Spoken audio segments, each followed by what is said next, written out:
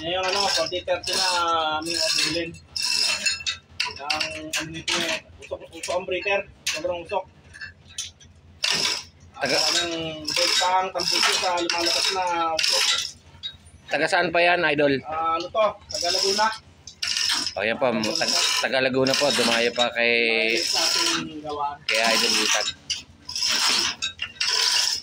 Anong posibleng sira niyan? Ang ano nito, spring, liner, saka piston. Yan ang kalimitan dyan.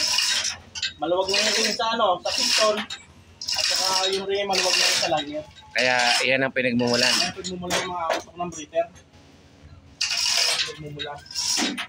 Ano ang plano ng may-ari niyan? General ba yan? Ang gusto nung, sinabi ko naman sa may-ari kung anong gusto niya at gagawin ko.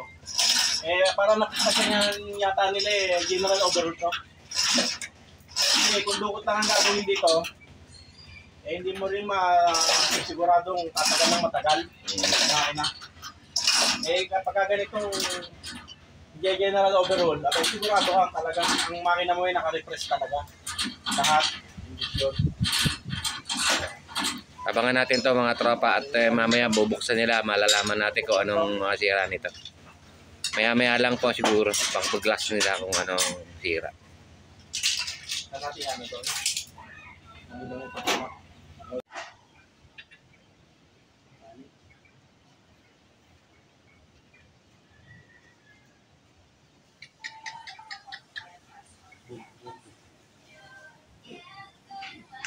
Sa iyo.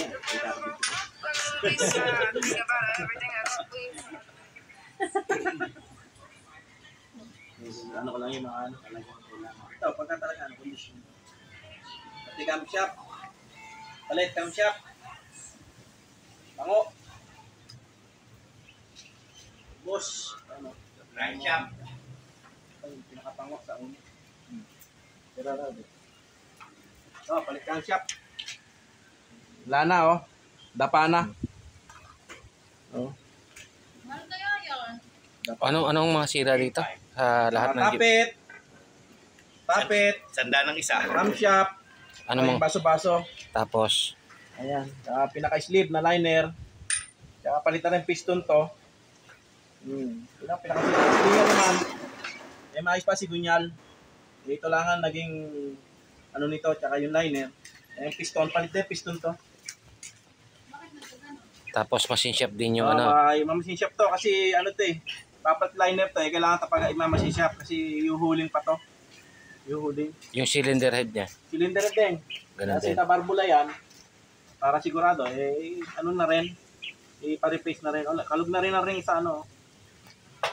Kalug na sa group niya. Sa group.